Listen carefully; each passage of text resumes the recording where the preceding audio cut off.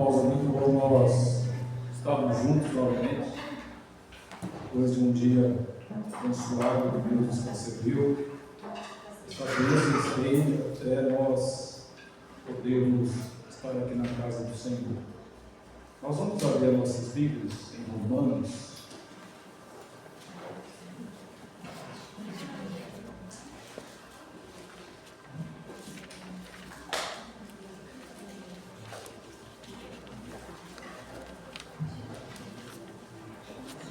Romanos capítulo 6,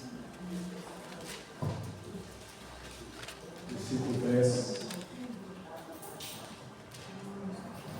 Romanos capítulo 6, versículo 10. Nós vamos ler em uma só voz, todos juntos. Romanos capítulo 6, versículo 10. Leitura em conjunto, todos juntos. Romanos capítulo 6, versículo 10. Romanos capítulo 6, versículo 10, juntos vamos ler. Pois, quando ter morrido de uma vez para sempre, morreu para o pecado, mas quanto a viver, vive para Deus. O apóstolo Paulo está escrevendo a sua carta aos crentes de Roma. O apóstolo Paulo ele usa a carta de Romanos para falar sobre justificação. Justificação pela fé. Uma vez que nós somos justificados, nós temos paz com Deus. Mas é interessante quando nós olhamos para o capítulo 6, versículo 10, ele falando a respeito de morte. Não uma morte física, mas uma morte daquele que nos conduz à morte física, que é o pecado. E não somente a morte física, mas também a morte espiritual. E ele fala que a respeito dessa morte, morreu somente uma vez. Uma vez que morreu só uma vez é suficiente para não ter mais vida para o pecado. Mas quanto a viver, vive para Deus. Agora é importante nós entendermos bem que o apóstolo Paulo está nos ensinando. Ele fala que para viver para Deus é preciso morrer para o pecado. Se nós não morrermos para o pecado, nós não vamos viver para Deus. Antes morrer para o pecado que morrer fora de Deus. Morrer para Deus, como se ele não viesse a existir para nós. Sabemos que precisamos todos os dias, em todos os momentos, de Deus. E muitas vezes nós entendemos que precisamos de Deus para sermos abençoados. Nós precisamos de Deus para louvá-lo. Porque se nós não louvarmos a Deus, nós vamos louvar o ser. E nós sabemos e somos esclarecidos, devemos também esclarecer aos outros que o único qual deve ser louvado é Deus. E nós estamos aqui para louvarmos a Deus. A Ele toda honra, toda glória, louvor e adoração. Vamos orar? Pai querido, nós te agradecemos por nós estarmos aqui na tua casa, te agradecemos, ó Deus, por esse ajuntamento santo, te agradecemos, ó Deus, por esse ajuntamento agradável ao Senhor. E nós, ó Deus, também te agradecemos, porque esse ajuntamento foi em razão de cada um de nós sermos tocados pelo Espírito Santo do Senhor e sermos convencidos que o nosso tempo, agora das 19 horas e 30 minutos, deveríamos dedicar a Ti. Pedimos a Deus que tudo que nós fizermos durante o tempo em que nós encontrarmos aqui, seja, ó Deus, agradável ao Senhor. Partindo primeiramente, que a nossa vida seja agradável a Ti. E a nossa adoração, como também a nossa gratidão e a nossa reflexão na Tua palavra. Tudo, ó Deus, que seja para a honra e glória do Senhor.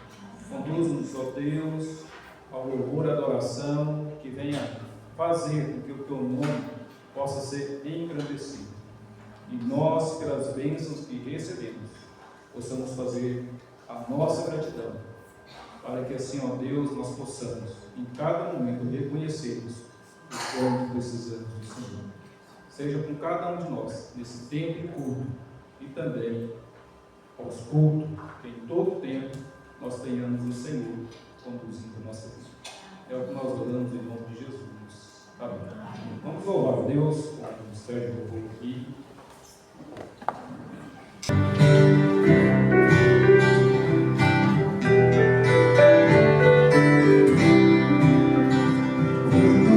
No céu descendo para o seu Jesus voltar, e o carinho de Deus a todos proclamar, que chegou o grande dia da vitória do meu rei, e por sua imensa graça nós darei. Quando enfim chegar o dia da vitória do meu rei, quando enfim chegar o dia, pela graça de Jesus eu lá estarei. Nesse dia, quando os mortos são a voz de Cristo ouvir, e dos seus sepulcros hão de ressurgir, os remidos transformados logo aclamarão seu rei, e por sua imensa graça lá estarei. Quando enfim chegar o dia da vitória do meu rei, quando enfim chegar o dia, pela graça de Jesus eu lá estarei. Pelo mundo retirado foi Jesus meu Salvador, expressaram e juraram meu Senhor, mas glorioso vem o dia da vitória do meu rei, e por sua imensa graça lá estarei. Quando enfim chegar o dia da vitória do meu rei, quando enfim chegar o dia, pela graça de Jesus eu lá estarei. Quando enfim chegar o dia da vitória do meu rei, quando enfim chegar o dia, pela graça de Jesus eu lá estarei.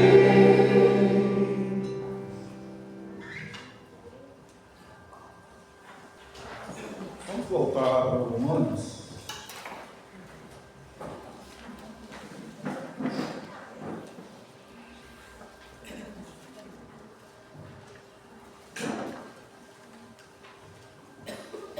Eu vou ler o Romanos capítulo 6, versículo 20 ao 23. Romanos capítulo 6, versículo 20 ao 23. Romanos capítulo 6, versículo 20 ao 23.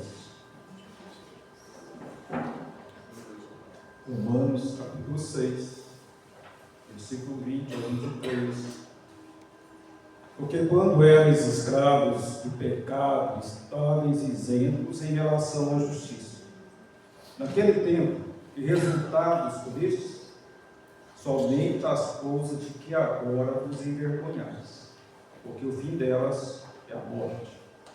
Agora, porém, libertados do pecado, transformados em servos de Deus, tende o vosso fruto para a santificação e, por fim, a vida eterna. Porque o salário do pecado é a morte, mas o dom gratuito de Deus é a vida eterna em Cristo Jesus, nosso Senhor. Gostaria que a nossa atenção estivesse no versículo 20. Porque quando eres escravos do pecado. Para analisar a forma que o apóstolo Paulo fala a respeito de pecado, ele fala que o pecado ele escraviza. Ele fala que o pecado ele não te dá liberdade de escolha. Você é escravo, o escravo não tem liberdade de escolha, o escravo só obedece. E nós obedecemos o que? A nossa própria vontade. E uma vez que nós obedecíamos a nossa própria vontade, a nossa satisfação era vontade carnal, não era vontade espiritual. E ele está dizendo para nós agora de uma forma bem clara. Versículo 22.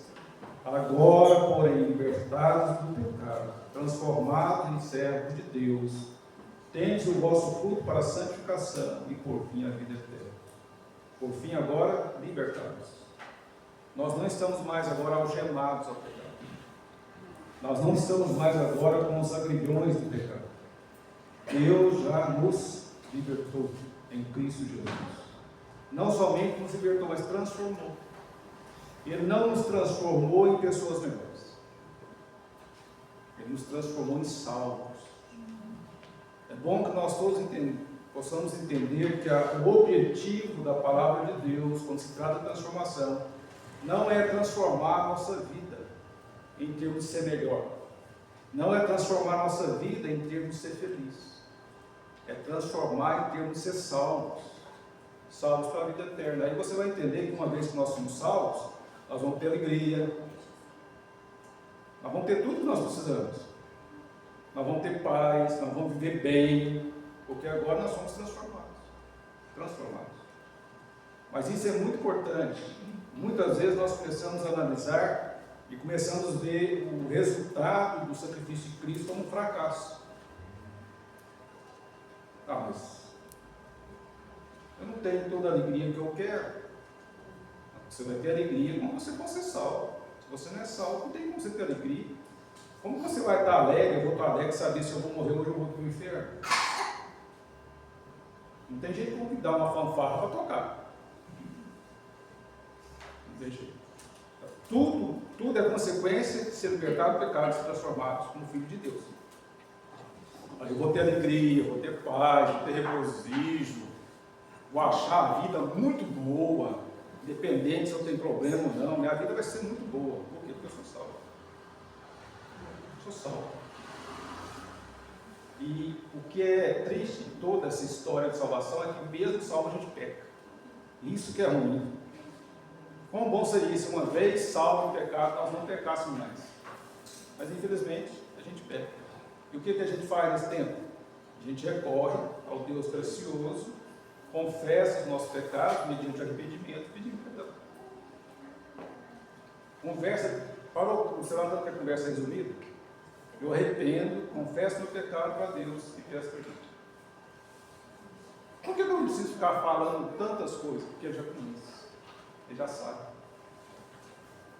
Tudo que nós falamos aqui, ele sabe mais. Tudo que vocês pensam que sabe mais, ele sabe mais. Ele sabe mais. É por isso que nós não temos como ficar falando para Deus, falando, porque Ele já sabe. O importante é que nós, ao colocarmos na presença dele, possamos partir desse princípio. Arrependimento, confissão e perdão.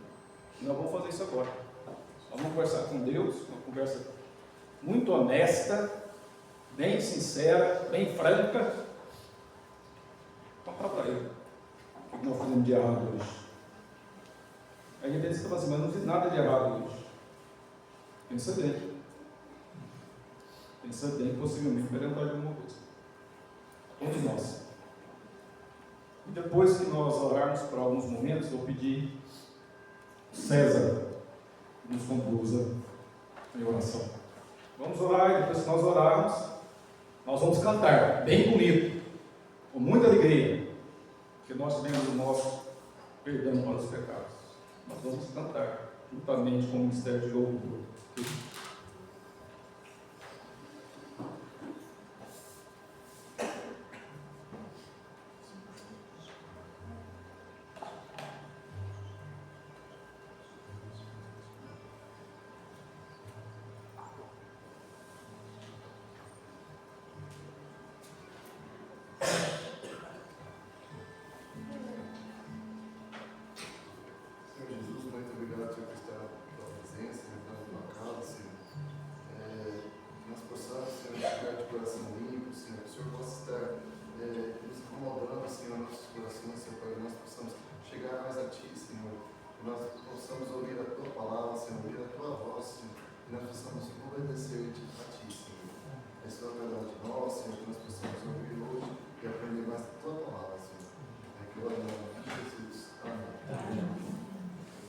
Graça e a paz do nosso Senhor seja com todos, amém?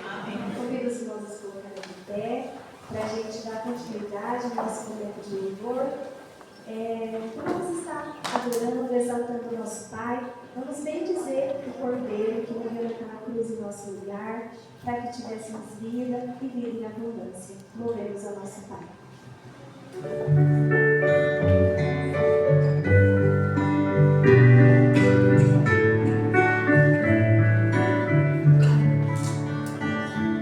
Seja bendito o Cordeiro que na cruz por nós padeceu.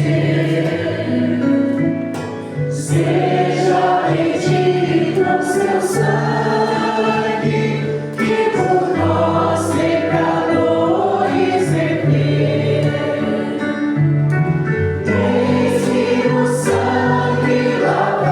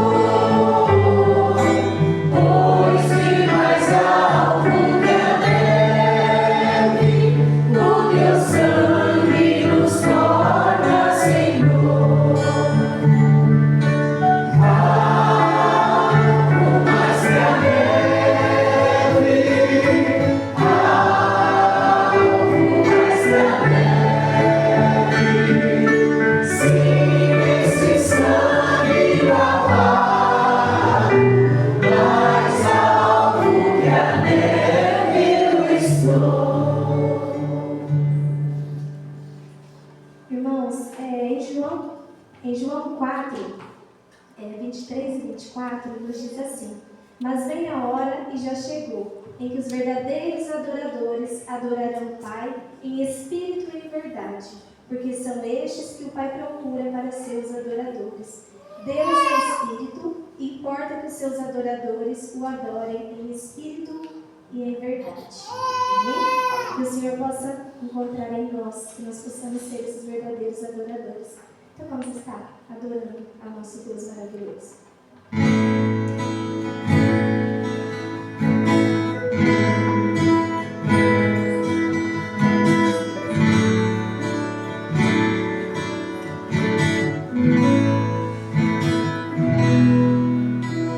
Sim.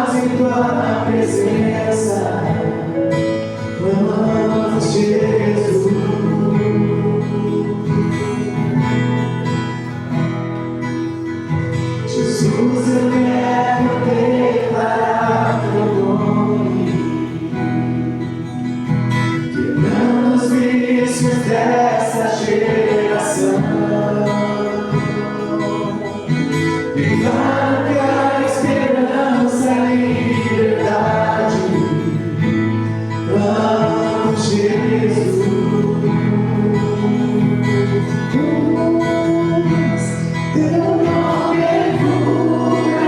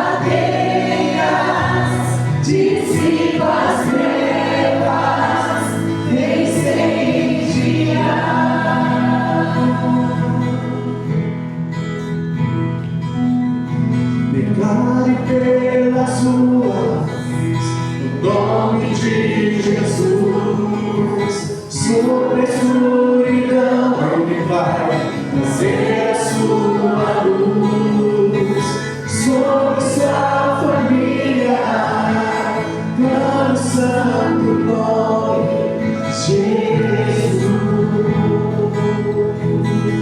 Mais uma vez, declare.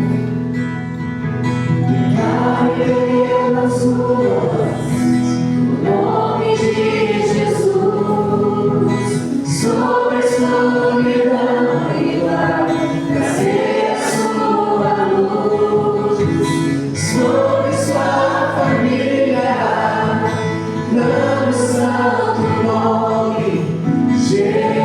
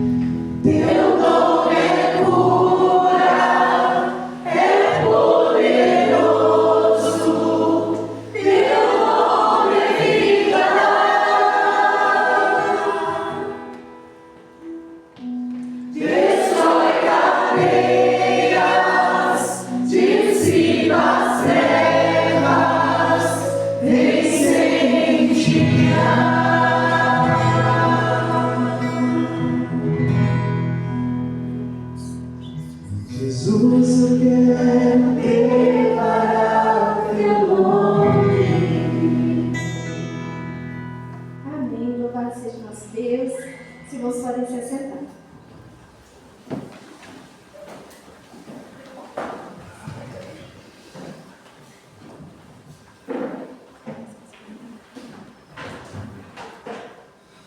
As crianças estão prestando muito infantil.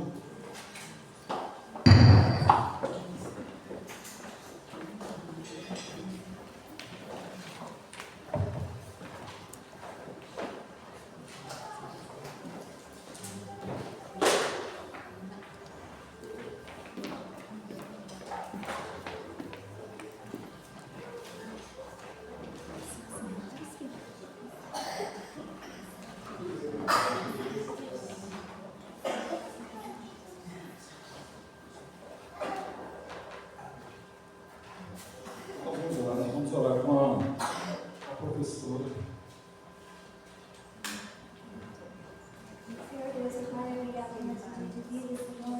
Abençoe agora, Senhor, que a palavra, Senhor, do pastor vai trazer entre no coração de cada um, Senhor, de mim, Senhor, com o espírito de cada um, Pai. Abençoe agora as crianças também, Senhor, que a palavra, o ensaio agora, Senhor, também venha trazer luz para ela, Pai. Em nome de Jesus, que eu oro e agradeço. Amém. Amém.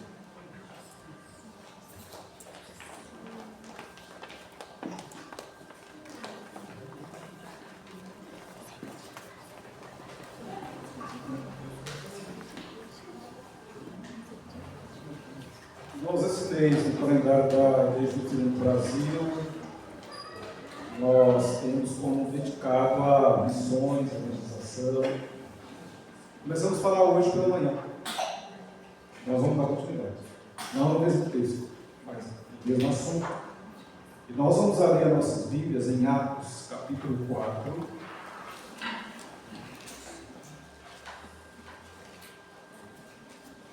Atos, capítulo 4, versículo 13 ao 20.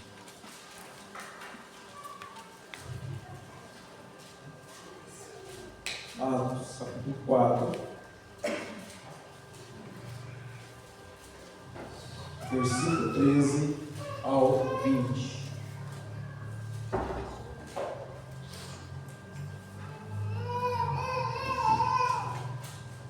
Atos, capítulo 4, 13 ao 20. Vamos fazer a leitura de forma alternada. Vamos ouvir a voz dos irmãos. Atos, capítulo 4, versículo 13 ao 20. Eu vou ler o versículo 13 dos irmãos 14, assim nós vamos fazer até chegar no versículo 20. Atos capítulo 4, 13 ao 20. Ao ver a intrepidez de Pedro e João, sabendo que eram homens iletrados e incultos, admiraram-se e reconheceram que haviam eles estado com Jesus. Vendo com eles o homem que foi curado, nada tinham que dizer muito agrado. E mandando-os sair do sinédrio, consultavam entre si, dizendo: que faremos com estes homens? Pois na verdade manifesta a todos os habitantes de Jerusalém que um sinal notório foi feito por eles, e não o podemos negar. mas para que não haja maior divulgação entre o povo, ameacemos-los para não mais falarem neste nome a quem quer que seja. Chamando-os, ordenaram-lhes que absolutamente não falassem, nem ensinassem em nome de Jesus. Mas Pedro e João lhe responderam: julgai se é justo diante de Deus ouvir-vos antes a vós outros do que a Deus. Pois nós não podemos deixar de falar das coisas que ouvimos. Vamos ler juntos no 20? Pois nós não podemos deixar de falar das coisas que vimos e ouvimos. Vamos orar?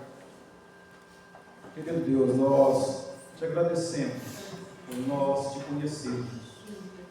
Te agradecemos, ó Deus, pela nossa salvação em Cristo Jesus, a qual nos faz pertencermos à família de Cristo, tendo agora a liberdade de podermos te louvar, te bendizer, reconhecer, ó Deus, os grandes feitos em favor de cada um de nós, como também, ó Deus, podermos meditar na tua palavra e entender que o teu Espírito Santo age em cada um de nós, abrindo-nos os ouvidos, a nossa mente, o nosso coração. Pedimos a Deus, neste momento em que lemos a tua palavra, que sejamos, ó Deus, auxiliados pelo Senhor, para que assim nós possamos compreender a importância da tua palavra no que ela está ensinando, quanto ao que nós não devemos deixar de falar. Não permita, ó Deus, que a nossa boca venha silenciar diante, ó Deus, daqueles que estão caminhando para o inferno. Mas nos dá, ó Deus, coragem, intrepidez para falar de Jesus Cristo como Senhor e Salvador para todo aquele que crê, assim como nós cremos. É o que nós oramos em nome de Jesus. Amém. Irmãos, conta-se que um ministro e o dono da fábrica de sabão estavam andando pela rua, e cada um falando a respeito daquilo que fazia. O ministro falava a respeito da pregação da palavra, e aquele dono da fábrica de sabão falava a respeito da importância do sabão. Mas chegou um determinado momento que a conversa não ficou muito boa. Parece que as coisas não estavam conciliando. E naquele momento foi necessário ter muita calma na continuidade da conversa para que não viesse a se tornar uma discussão.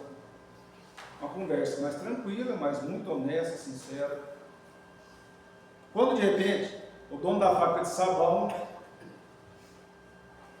ele diz o seguinte para o ministro: bem, meu amigo, o evangelho que o senhor prega não parece ter realizado grande soma de benefício. Existe ainda uma boa porção de pecado e pecadores em nós. O ministro, ele ouviu, ele ficou pensativo quanto à resposta, e ele precisava agora explicar. Não somente ouvir aquela resposta e ficar quieto. Ele refletiu e veio a resposta. Naquele momento, eles continuaram andando e passaram perto de um grupo de crianças. Estavam brincando no barro, suas roupas todas enlameadas. E o ministro fala para aquele dono da fábrica de sabão: parece que o sabão que vocês fabricam não tem trazido muitos benefícios ao mundo. Ainda existe muita sujeira e muita gente suja. O dono da fábrica de sabão, ele foi rapidinho para responder. E ele falou o seguinte: ó, o sabão é muito bom, mas tem que ser usado. O ministro deu um sorriso e falou o seguinte: da mesma forma é o Evangelho. O Evangelho não é simplesmente para ser ouvido, é para ser aplicado na vida. Uma vez que ele é aplicado na vida, ele limpa o corpo, ele limpa o coração. O Evangelho purifica a alma. O Evangelho faz com que as pessoas sejam transformadas em uma nova vida. O dono da fábrica de sabão ouviu aquilo e falou o seguinte: eu entendi. Para nenhum de nós, o importante é a teoria. Para nós, o importante é a prática.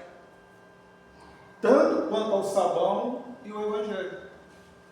Simplesmente falar do sabão não vai resolver. Tem que usar. E o que você faz, só na teoria também não resolve. Só ouvir de Deus não vai trazer nenhum benefício. É preciso de praticar aquilo que Ele ensina. Muito bem, agora eu gostaria que você olhasse para o texto e você vai observar que a igreja primitiva tinha deixado as suas marcas, a sua importância em Jerusalém. Muitas pessoas tinham sido salvas. A igreja ela estava sendo acrescida de pessoas convertidas. O número de pessoas agora que tinham Jesus Cristo como Senhor e Salvador aumentava. E isso parece que se tornou assustador. Em relação agora a esse número de cristãos aumentar, e quando menos se espera, os judeus eles tiveram uma reação. O Evangelho estava crescendo, mais pessoas crendo, mais pessoas falando de Jesus. E quando nós olhamos para essa realidade, você vai observar que o nosso contexto mostra que havia um homem que ficava na porta do templo Formosa, e ali agora vai acontecer um milagre. Um homem que estava ali pedindo ajuda, ele vai receber não a ajuda de homem, vai receber a ajuda dos céus. Não recebeu ouro nem prata, recebeu a cura. E isso fez agora com que essa perseguição dos judeus se tornasse maior. E precisavam arrumar culpados. E Pedro e João estavam ali agora para serem buscados, serem açoitados, serem presos. Mas interessante de tudo isso é que você vai observar que diante dessa situação, uma vez que eles foram soltos, eles foram agora, não vou usar uma palavrinha tão boazinha, eles foram ordenados a não falarem de Jesus.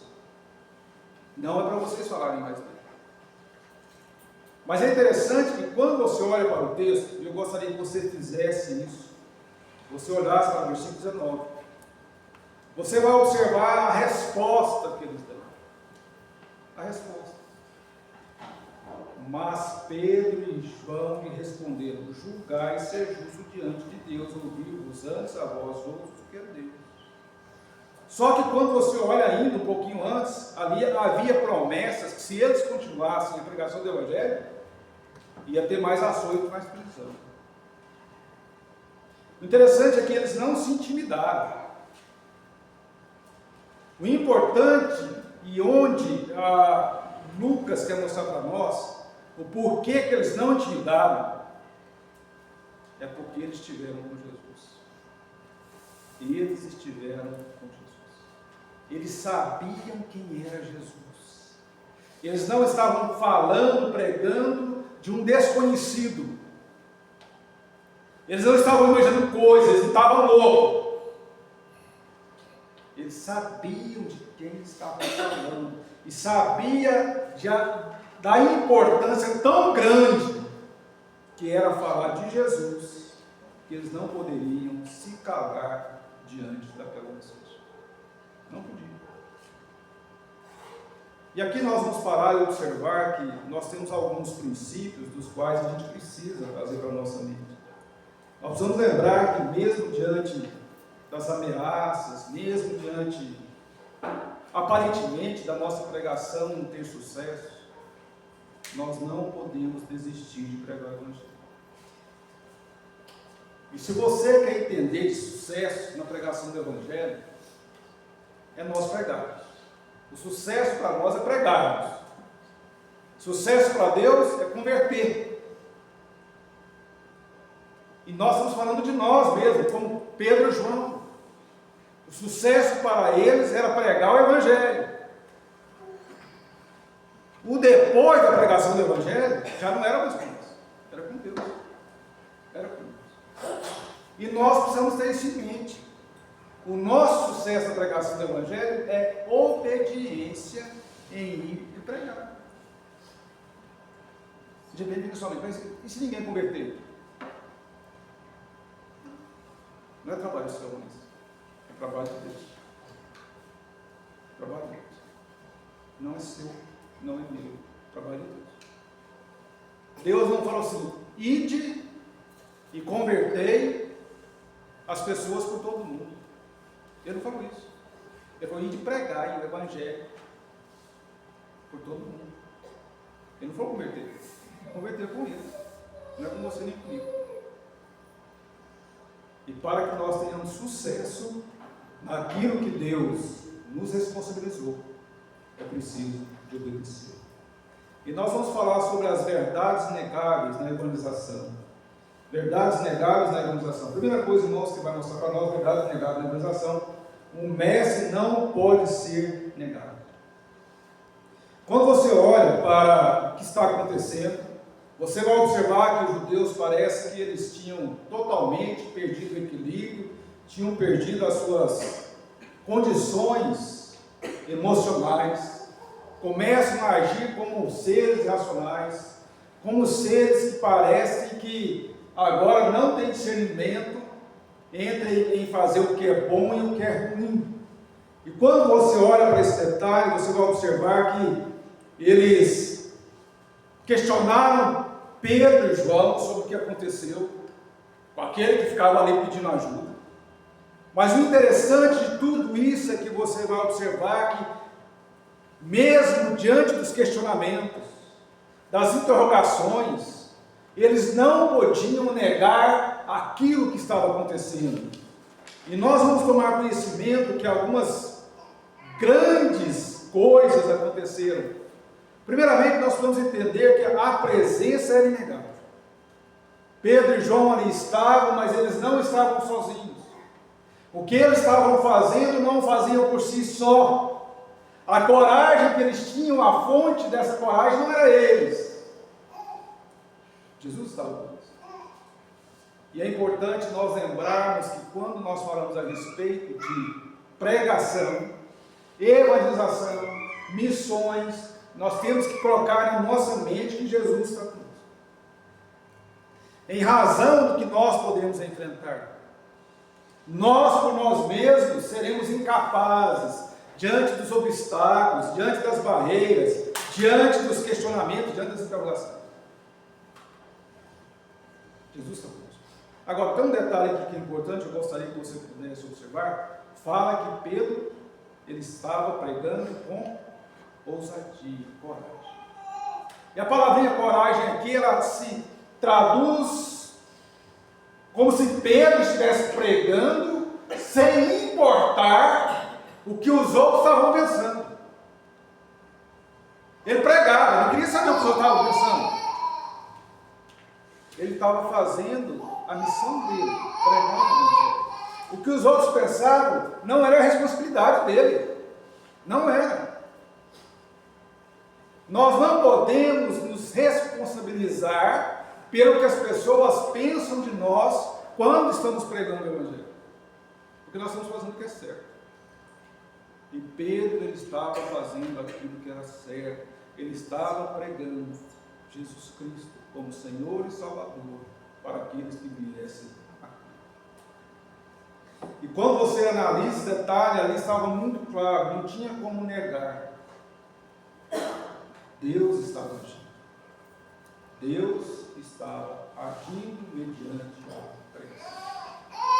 Mas uma outra coisa que não poderia negar, o seu poder era inegável. Aqui tem um versículo que nos chama muita atenção, e eu gostaria que você pudesse ver isso. Olha só, o versículo 13. Então vai falar a forma que Pedro estava pregando, com intrepidez, mas olha só. Sabendo que eram homens iletrados, incultos, admiraram-se e reconheceram que eu havia, eles estavam com Jesus. Quando nós olhamos para o que está no versículo 13, aqui cai por terra todas as justificativas para não pregar o Evangelho. Eu não sei ler, não tem problema, você pode pregar o Evangelho. Eu não sei interpretar a Bíblia, não tem problema, você pode pregar o Evangelho. Eu não sei falar bem, não tem problema, pode pregar o Evangelho. Não tem problema. O que esses homens eram? Iletrados, incultos. E aqui nos chama a atenção que quando você olha para essa palavrinha, iletrados, incultos, ela significa que esses homens, eles eram analfabetos.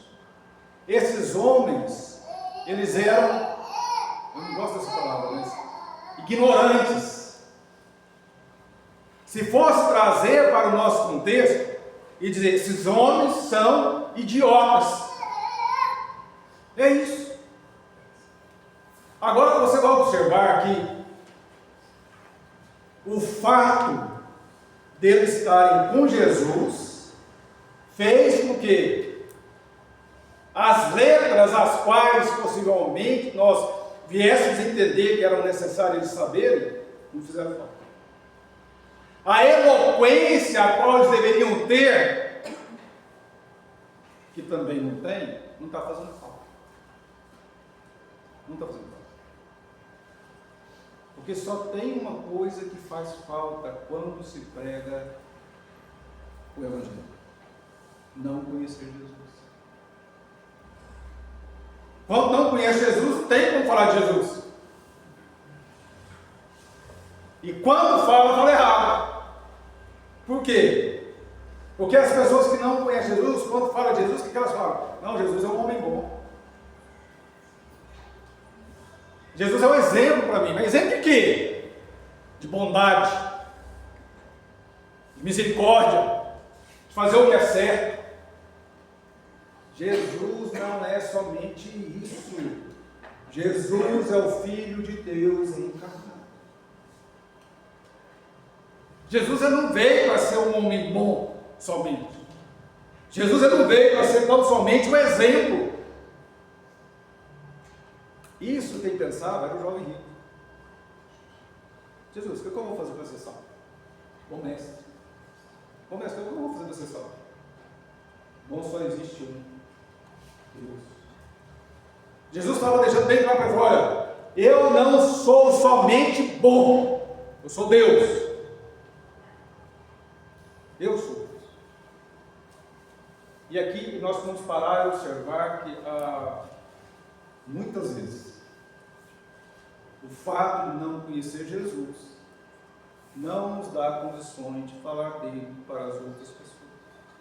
Nós não sabemos quem é. Ou se nós soubermos quem é ele, de uma forma errada. Eu gosto muito quando nós olhamos para essa realidade. Deus, ele pode usar pessoas as quais são desprezadas pelo mundo, para que sejam instrumentos poderosos na mão dele.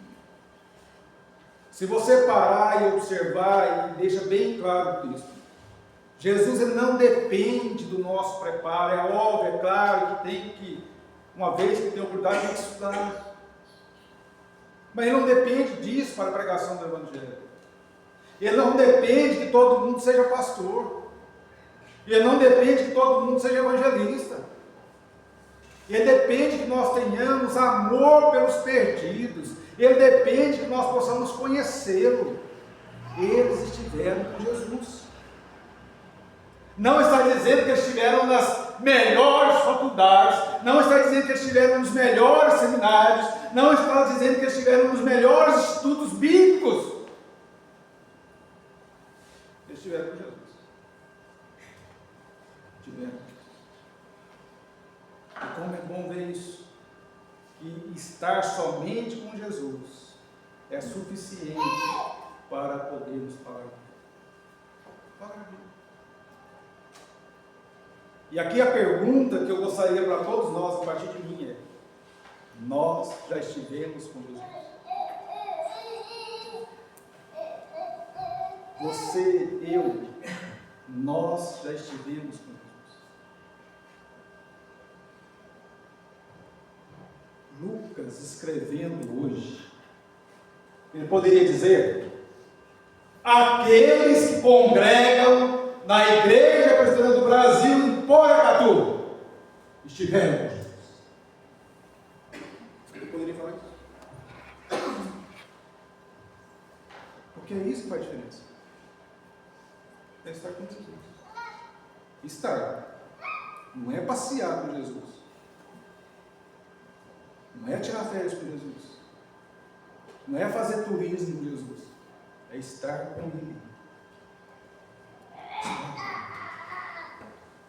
Mas ainda é muito interessante quando nós olhamos e observamos o que Ele está ensinando para nós, verdades inegáveis na evangelização. Os milagres não podem ser negados. Os milagres não podem ser negados. Gostaria que você olhasse o versículo 14 ao 16. Irmãos, é muito interessante quando nós começamos a olhar e vemos que todas aquelas dúvidas que os judeus tinham já não vai ter o porquê de existir. O milagre não tinha como ser negado. Não tinha como ser negado porque eles conheceram como ele era antes. Ele estava na porta do templo chamado Formosa. Ele dependia da ajuda dos outros para sobreviver, da misericórdia dos outros, da bondade dos outros, da disponibilidade dos outros em doar algumas moedas. Eles conheciam isso. Mas é interessante quando você observa esse detalhe, é que depois que acontece o milagre, esse milagre fica escondido. Aquele homem agora ele é diferente. Aquele homem, quando encontrado, ele já não é mais o mesmo. O milagre se tornou notório. Todo mundo viu. E aqui nós vamos parar e observar que tem uma caminhada inegável. Pare só para observar, eu gostaria que assim você fizesse, volte uma parte da sua Bíblia. Vai para o capítulo 3, versículo 2. Era levado um encosto de nascença, o qual une geralmente a porta do templo chamado Formosa, para pedir esmola aos que entravam. Era um homem coxo de nascença. Ele tinha nascido assim, coxo de nascença. Mas observe também, olha agora o versículo 4, capítulo 4, aliás, versículo 22. Ora, tinha mais de 40 anos aquele em quem se operara essa cura milagrosa. Ele ficou mais de 40 anos naquela condição de coxo. Nós não sabemos precisamente com quantos anos que ele ia para a porta do templo Formosa. Mas o que nós sabemos é que todo mundo que entrava naquele templo via aquele homem lá. Ele estava lá. Ele estava lá. Dependendo da vontade de Deus. Dependendo da vontade. E quando nós olhamos para essa realidade, agora observe só que algo maravilhoso e extraordinário acontece. aquele homem que é coxo, ele não vai ser mais coxo. Não é porque ele recebeu muitas ajudas e pagou um bom médico para fazer uma cirurgia. Não foi isso. O milagre acontece. Ele pede moeda e não recebe moeda.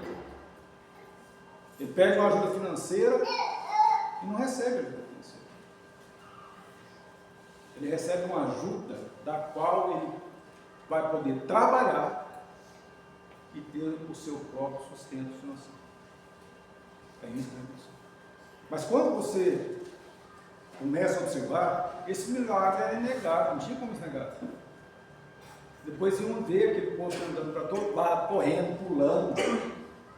Como ia negar? Não tinha como. Não tinha. Mas ainda, quero mostrar para nós também que a sua adoração é inegável. A sua adoração é inegável. Olha como é bom nós olharmos e vermos que ele não é somente curado da sua condição que o dificultava a andar. Isso. Você já imaginou qual seria a paz que esse homem poderia ter, uma vez que ele fosse só curado da sua dificuldade de andar e não fosse curado a sua alma, a sua vida espiritual? Ele ia continuar andando e ia para o inferno. Ele ia continuar correndo para todo e qualquer lugar, mas ele ia para o inferno. Ele ia se alegrar com aqueles os quais o viram ali por anos e anos, mas a tristeza pela falta de Jesus continuava lá. Continuava lá. Ele estava curado, ele podia andar, mas se Jesus não cura a sua alma, ele ia andar e não ia adorar. Não ia. Possivelmente ia para casa, ia fazer alguma coisa, ia procurar saber dos parentes, que tinha muito tempo que não via, contar para eles. Mas Jesus agora cura. Ele pode andar. E ele pode andar para ir ao templo para. Isso é inegável. Não tem como. Olha só o quanto que é interessante. Aquelas pessoas que o viam de fora do templo, agora vão vê-lo dentro do templo. Por quê? Porque ele vai ali para adorar, ele não vai ali mais para pedir. Me ajuda, me dá uma moedinha, me ajuda a ter o que comer. Não tem isso mais. Não tem mais. Ele vai ali agora, mas não é para ficar de fora do templo, é para ficar dentro do templo. Isso é inegável. Imagine só, aquelas pessoas que costumavam a vê-lo ali na porta do templo. Agora vão vê-lo dentro do templo, louvando. Como que poderiam negar isso? Falar que não era uma verdade, que era uma ilusão de ótica, que era uma invenção humana? Não tinha. O que nós precisamos aprender aqui? Precisamos aprender aqui que o que o Evangelho faz, nada substitui o que ele faz. Nada. O que é para o Evangelho fazer, somente o Evangelho faz. Nada substitui. Mas ainda, ele vai mostrar para nós um outro detalhe que nos chama a atenção e que nós precisamos ficar atentos. Ele vai falar ainda que verdades inegáveis na evangelização, a mensagem não pode ser negada. A mensagem não pode ser negada. Olha só o que nós temos no versículo 17 até o versículo 20. Vamos só parar para analisar que as coisas foram acontecendo.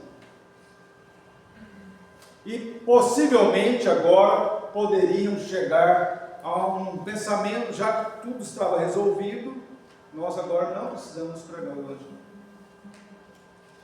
O que nós temos na nossa mente é que as coisas estavam resolvidas para aquele que era coxo. Para ele. Não eram todos que precisavam de ouvir o Evangelho, que eram coxos e estavam lá de fora, na porta do templo chamado Formosa. Não eram todos. E como não eram todos que precisavam ouvir o Evangelho que estavam ali, o Evangelho precisava continuar sendo pregado. Tinha que continuar pregando o Evangelho. E quando você olha para o que está acontecendo, você vai observar aqui uma verdade que é muito importante. O milagre não substitui a pregação do Evangelho. Não substitui. O milagre aconteceu? Sim. Cala-se do Evangelho agora? Não. Porque o Evangelho, ele faz com que milagres aconteçam. Ele faz. Você já parou que você e eu, nós aqui, somos alvos do milagre? Estávamos nós, mortos em nossos delitos e pecados, e Deus nos deu vida, milagre. O maior milagre que existe é a salvação. É a salvação. Quando Deus nos salva, quando Deus nos tira da nossa sentença de morte, que era o pecado, quando Deus nos tira da sentença de estar eternamente no inferno, isso é um milagre. É um milagre. E nós somos resultado de um milagre. Nós estamos aqui porque um milagre aconteceu na nossa vida. O nosso coração foi transformado. A nossa vida foi transformada. Foi transformada por uma mensagem de amor. De amor. Que mensagem de amor é essa? Deus nos ama como nós estamos. E nos amou tanto como nós estávamos, que não nos deixou na condição em que nós viemos a ter Ele. Ele nos mudou. Ele nos mudou. Isso é uma mensagem de amor. Mensagem de amor. E quando você olha para esse detalhe, eu gostaria que você pudesse lembrar de Zaqueu. Zaqueu querendo ver Jesus, mas tinha dificuldade para ver devido à multidão. Ele vai subir numa árvore. Ele está ali para ver Jesus, ele está ali para encontrar Jesus. É Jesus que encontra ele. Pecador não encontra Jesus. Quem encontra pecador é o Salvador e Senhor. É Ele que encontra. O Senhor e Salvador encontrou Zaqueu. Agora imagine só, Jesus andando com a multidão seguindo. Jesus olha para cima. Quem está andando olha para baixo. Não olha para cima. E Jesus olhou para cima. Para a surpresa dele, também estava Zaqueu. Zaqueu, pode descer daí. Eu vou lá na sua casa hoje. E foi para a casa dele. Foi, entrou. Nós não sabemos o que conversou. Mas conversaram algo maravilhoso. Porque ele vai falar assim: hoje houve salvação. Hoje houve. Que mensagem foi?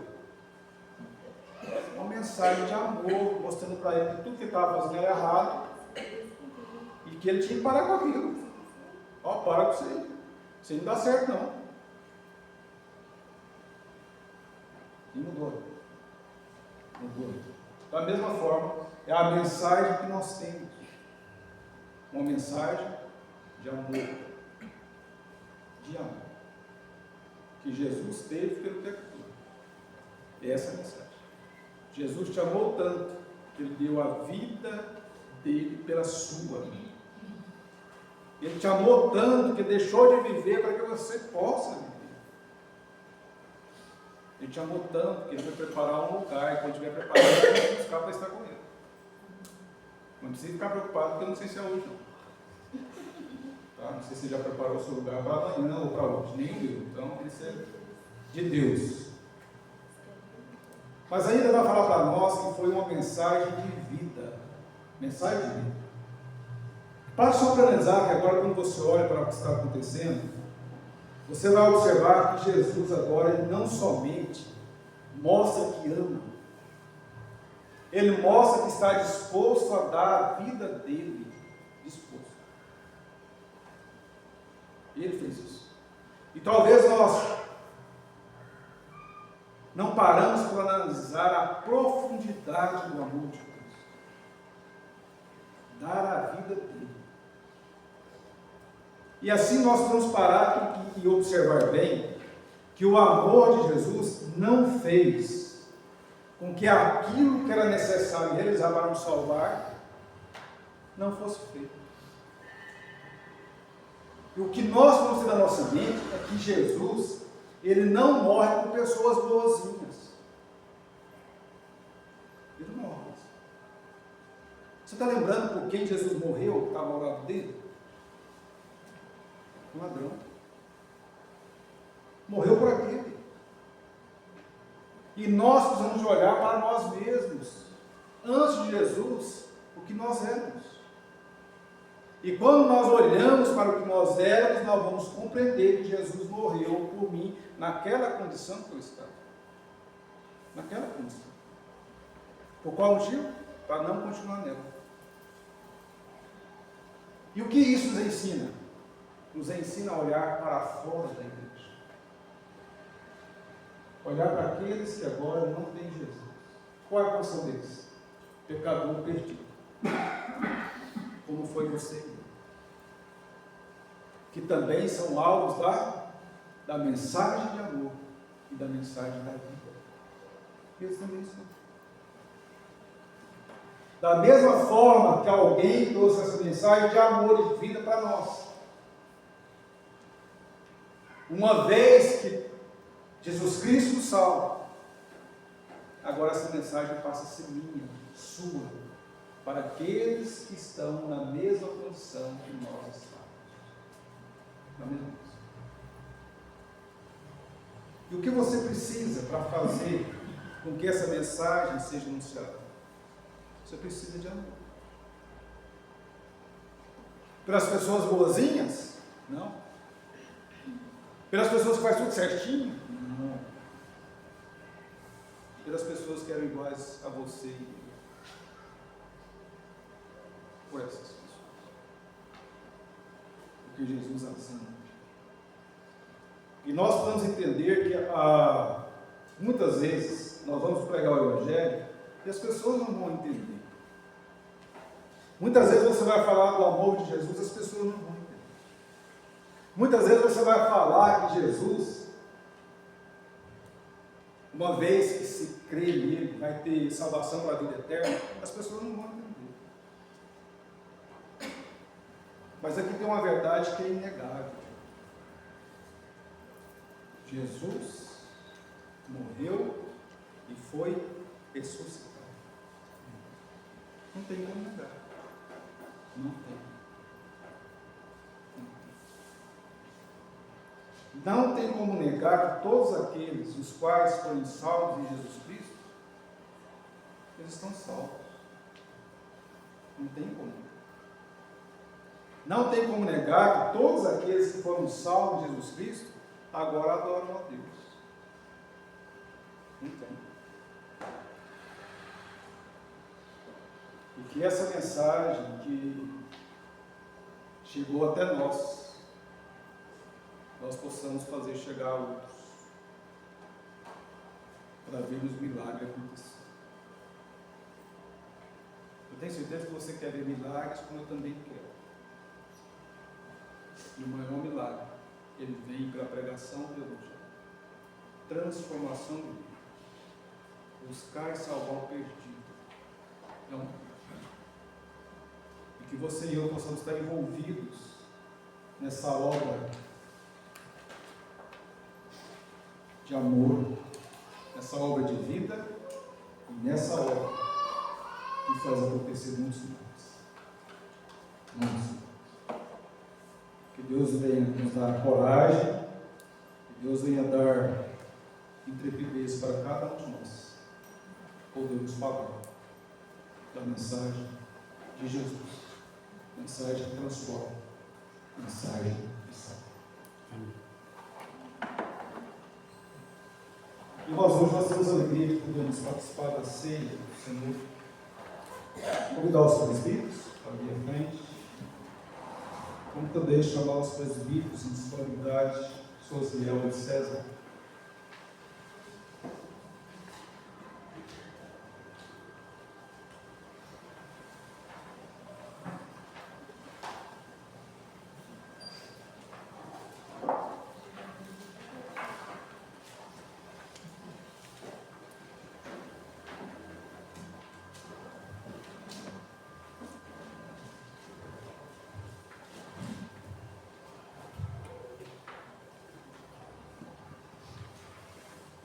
Vamos para Coríntios capítulo 11. 1 Coríntios capítulo 11.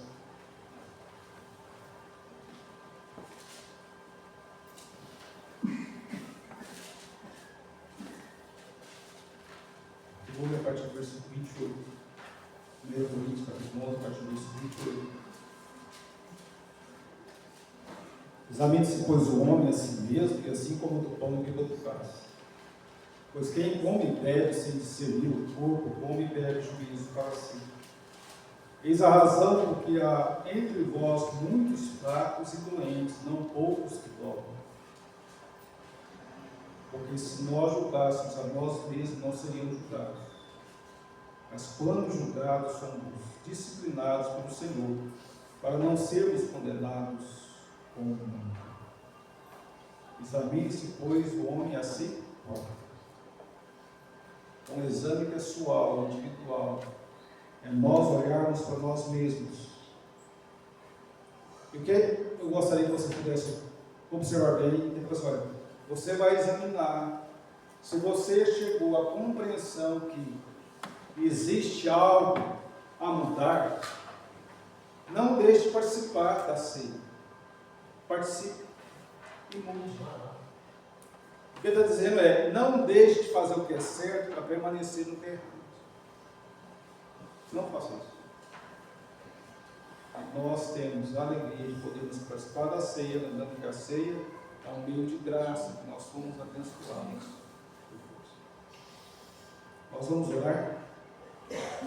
Vamos orar com o Senhor inicial.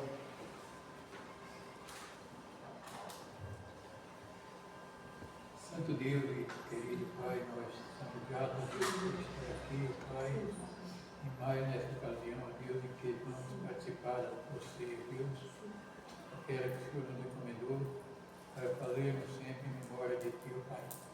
Por isso nós queremos te agradecer por este momento e te pedir que Deus esteja abençoando a vida de cada um que vai participar da ceia, para que participe, ó Deus, de todo o seu coração e todo o seu ser, ó Deus.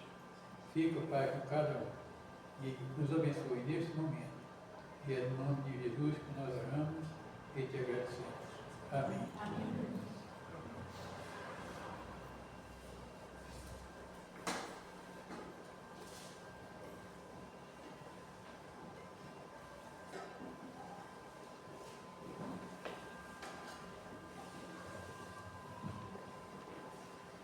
Senhor Jesus, na noite foi traído, tomou um pão e tem dado graça, partiu dizendo, este meu povo partido por vós. Por semelhante modo, após cear, tomou o caso a cada nova dança do meu sangue. Fazei isso todas as vezes que beberdes em memória de mim. Os irmãos que irão participar da ceia, por favor, se coloquem.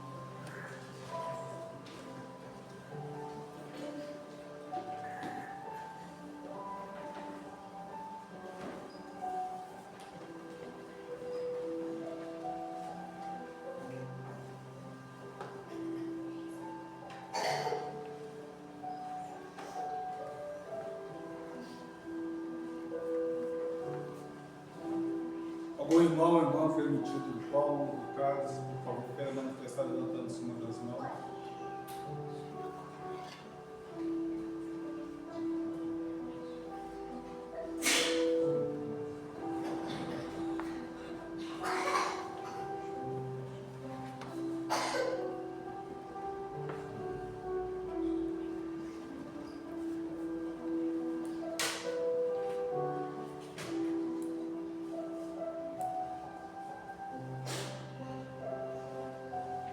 Participar da ceia.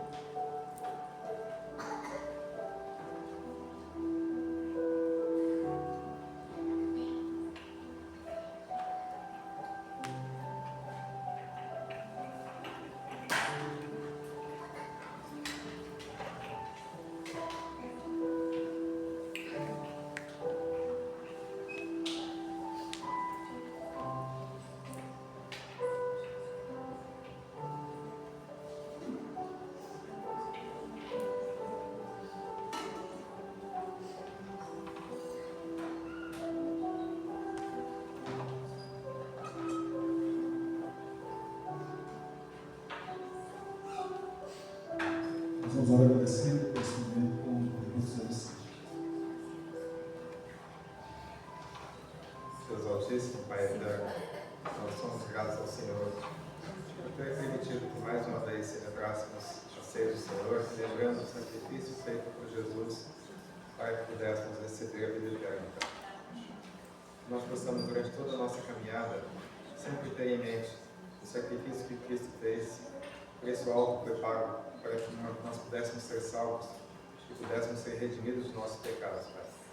Que possamos caminhar realmente buscando glorificar o teu santo nome, crescendo em santidade, praticando o Evangelho, não apenas falando, mas demonstrando por meio de nossas ações, mostrando por meio dos frutos de nossa vida, Pai, que nós temos comunhão com o Senhor, que pertencemos à família de Deus, que queremos, Senhor Deus, com isso, levar o teu Evangelho, proclamar o teu nome adiante. Que muitas outras pessoas sejam alcançadas por meio do nosso testemunho, por meio da pregação da tua igreja, Pai. Que o Senhor esteja nos fortalecendo dia a dia, nos capacitando para realmente fazermos a tua vontade, para que nós possamos vencer as barreiras, vencer os obstáculos que são colocados, que jamais o inimigo venha prevalecer, mas que a tua igreja prossiga em frente, Senhor Deus, cumprindo a missão de pregar o Evangelho. Abençoa nossas vidas, Senhor Deus, e recebe nossa adoração. Em nome de Jesus, louvamos e agradecemos. Pai amado, nós te agradecemos por esses momentos, Pai, nós passamos aqui na tua casa. Nós podemos, ó Deus, agradecer porque é muito bom e agradável estar unido com os irmãos. É muito bom, ó Deus, e agradável estarmos na tua presença, te louvando, te bendizendo, exaltando e glorificando todo mundo. Ó Deus, nós te agradecemos por um amor tão grande manifestado em favor de cada um de nós através de Jesus Cristo. Pai, nós queremos neste momento que o Senhor, mediante a tua bondade, tua misericórdia, a tua graça, venha nos revestir, ó Deus, com porção dobrada do teu Espírito, para que assim, ó Deus, nós sejamos encorajados a pregarmos a palavra do Senhor. Muito obrigado, Deus, porque o Senhor colocou em nossas mãos uma palavra a qual ela transforma, ela muda a vida das pessoas. E nós queremos, ó Deus, que pela tua graça, o Senhor prepare, ó Deus, os corações dos quais estarão ouvindo a palavra do Senhor. Que assim, ó Deus, essa semente possa cair em boa terra. Ela possa nascer, ela possa crescer, ela possa dar frutos para o vigor do Senhor. Que Deus esteja com cada um de nós na pregação da tua palavra, para que assim, ó Deus, nós possamos ver os milagres acontecendo, milagres da salvação e vidas sendo acrescentadas pelo Senhor na tua igreja. Deus, e agora nós vamos voltar para os nossos lares e pedimos a Deus que nos conduza até a nossa casa. A graça bem fazer de Cristo Jesus, o amor eterno de Deus Pai, a a comunhão, a consolação e encorajamento do Espírito Santo sejam sobre nós e sobre todo o povo de Deus espalhado pela face da terra. E conosco permaneça hoje e pelos séculos dos séculos. Amém. Amém.